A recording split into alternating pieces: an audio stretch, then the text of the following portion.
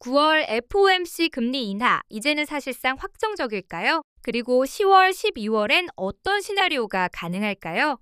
오늘은 이번 주 경제 지표와 연준의 정책 방향을 함께 살펴보겠습니다. 먼저 제조업 지표부터 보겠습니다. S&P가 발표한 제조업 PMI는 53.0을 기록했습니다. 기준선 50을 넘었다는 건 제조업 활동이 확장 국면에 있다는 의미입니다. 그러나 ISM에서 발표한 제조업 지수는 48.7로 여전히 50 아래 머물러 있습니다. 조사기관마다 차이가 있지만 종합해보면 제조업은 아직 뚜렷한 회복세라기보다는 제한적인 움직임을 보이고 있다고 할 수 있습니다. 이번에는 서비스업을 살펴보겠습니다. S&P 서비스 PMI는 54.5, ISM 서비스 PMI는 52.0을 기록하며 모두 확장세를 이어가고 있습니다. 미국 경제에서 서비스업이 여전히 버팀목 역할을 하고 있다는 걸 보여주는 대목입니다. 다만 주목해야 할 부분은 서비스 가격 지수입니다. 무려 69점이라는 높은 수치가 나왔습니다. 이는 서비스 분야에서 물가 압력이 여전히 강하게 남아있다는 것을 의미하고 연준이 금리 정책을 결정할 때 고민거리 중 하나가 될 수 있습니다. 마지막으로 고용시장입니다. 이번 주 가장 충격적인 지표였는데요. ADP 민간 신규 고용은 불과 5만 4천 명 증가에 그쳤고 공식 지표인 비농업 신규 고용, 즉 넘판 페이롤은 단 2만 2천 명 늘어나는 데 그쳤습니다. 시장 예상치가 약 7만 5천 명 수준이었던 것을 감안하면 크게 밑도는 결과입니다. 여기에 실업률도 4.3%로 뛰었습니다. 분명히 고용시장이 식고 있다는 신호입니다. 다음은 중요한 금리 인하 전망입니다. 고용이 급격히 식고 임금과 노동비용도 완화됐습니다. 연준이 금리를 내릴 명분은 충분합니다. 다만 서비스 가격 지수가 69.2로 여전히 높아서 한 번에 큰 폭으로 내리기보다는 0.25 인하 후 추가 인하 가능성을 열어두는 쪽이 유력합니다. 결론적으로 9월 회의에서 금리 인하는 거의 확정적이고 이후 회의에서도 점진적인 인하 시그널을 줄 가능성이 큽니다. 추가로 연준 윌리엄스 발언에 대해 말씀드릴게요. 미국 뉴욕 연방준비은행의 존 윌리엄스 총재가 향후 금리 정책 방향에 대해 언급했습니다. 윌리엄스 총재는 성장 둔화와 인플레이션 상황을 모두 고려하면서 금리 인하는 가능하지만 그 속도는 점진적일 것이라고 강조했습니다. 그는 특히 정책 금리가 중립 수준으로 전환될 수는 있지만 시기와 속도는 전적으로 향후 경제 지표에 달려 있다고 말했습니다. 즉, 연준이 경기 둔화 신호를 인식하면서도 물가가 다시 반등할 경우에는 빠른 인하보다는 데이터를 확인하며 신중히 움직이겠다는 뜻으로 풀이됩니다. 이번엔 주가에 대한 여러 시나리오를 준비해 보았습니다. 바로 상승 시나리오 경우로 들어가 보겠습니다. 만약 연준이 9월 금리 인하를 단행하고 다음 CPI, PPI에서 서비스 물가가 안정되는 모습이 확인된다면 어떨까요?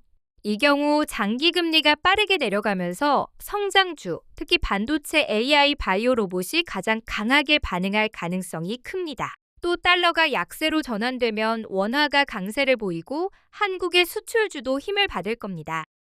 다음은 보합의 경우입니다.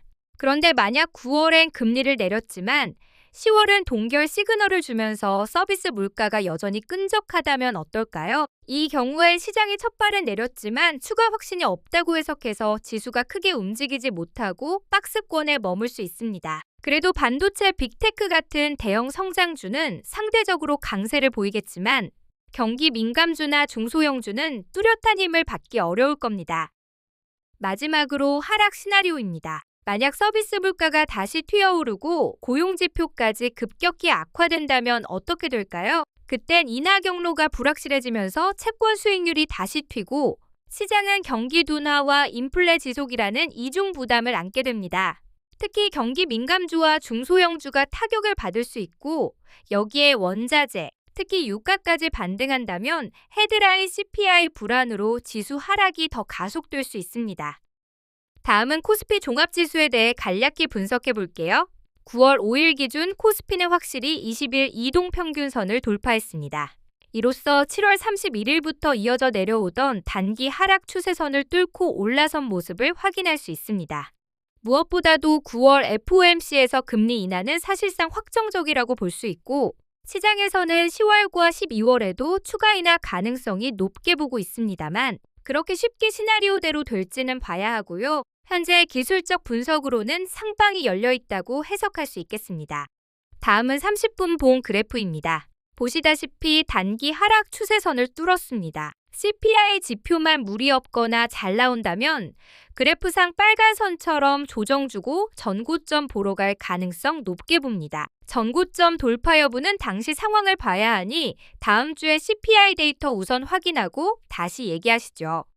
파랑선처럼 하락의 경우는 CPI 데이터가 정말 안 좋게 나왔을 때라 보시면 될 듯합니다. 금리 인하가 선반영되어 주가가 상승했는데 최소 반영된 분만큼은 빠져야겠죠. 만약 그런 조정이 나온다면 지난주 말씀드린 3020 부근이나 그 위인 3100 부근부터 조금씩 담아보는 것도 좋을 것 같습니다. 정리하면 이번 주 주요 지표 기준으로 고용은 급격히 식고 서비스 물가는 여전히 끈적한 상태. 하지만 임금과 노동 비용은 완화되는 모습입니다. 이 조합은 연준이 9월 0.25 인하를 단행할 수밖에 없는 환경을 만들었고 시장은 장기금리 하락, 달러 약세, 성장주 강세로 반응할 가능성이 큽니다. 다만 리스크도 분명 존재합니다. 다음 CPI, PPI에서 서비스 물가가 다시 오르면 인하 속도가 늦어질 수 있습니다. 추가 고용 지표가 더 악화되면 경기 둔화 공포로 경기 민감 섹터가 직격탄을 맞을 수 있습니다. 여기에 유가나 지정학적 리스크가 재점화되면 헤드라인 물가 불안으로 주가가 하락할 가능성도 있습니다. 시청해주셔서 감사합니다. 밀크러버였습니다.